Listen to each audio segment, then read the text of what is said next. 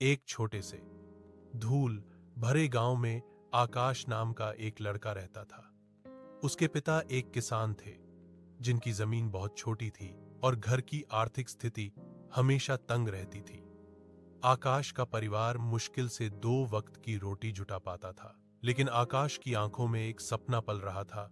उसे पढ़ना था, इंजीनियर बनना था और अपने परिवार को गरीबी के दलदल से बाहर निकालना था।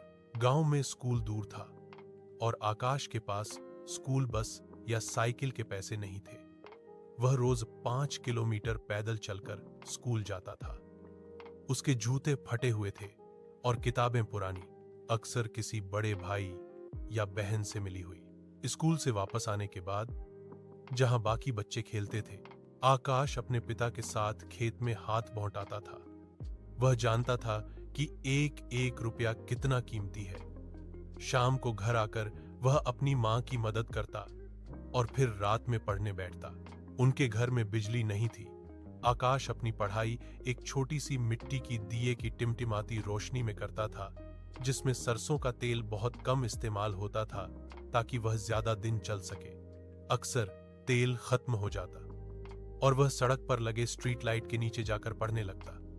सर्दी हो या गर्मी, बारिश हो या तूफान, आकाश की किताबों से दोस्ती कभी नहीं टूटी। उसके दोस्त उसे चिढ़ाते थे कि वह इतना क्यों पढ़ता है जब उसके पास आगे की पढ़ाई के लिए पैसे ही नहीं होंगे। लेकिन आकाश ने कभी किसी की बात पर ध्यान नहीं दिया। उसका मंत्र था, जब तक मैं पढ़ सकता हूं मैं पढ़ूंगा।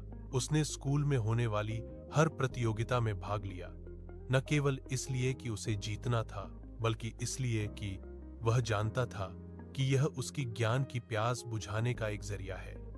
वह हर सवाल अपने शिक्षकों से पूछता और हर पाठ को दिल